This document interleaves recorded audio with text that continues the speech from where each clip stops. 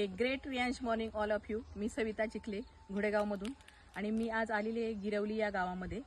आणि गिरवली गावामध्ये सुमन गुंजाळ या मावशींना आपण 6 महिन्यापूर्वी रियांश अमृत ज्यूस आणि आर्थोजी दिलं होतं.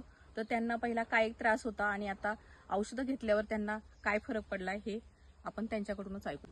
ही माझ्या मुलीची मैत्रीण आहे. यांनी मला औषध दिल्यापासून मला चालायला यायला लागलं.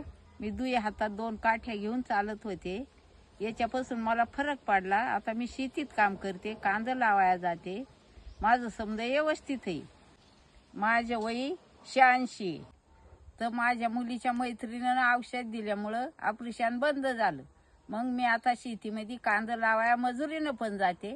आणि आता पण मी इथं लसूणच खुरपीते. ते इथं शेतीत आल्यात माझा फोटो घ्यायसाठी. आता अमृत ज्यूस आणि आर्थोजीमुळे किती मिरॅकल रिझल्ट आलेला आहे.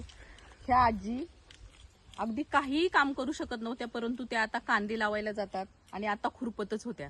हर हर यांश, घर घर यांश.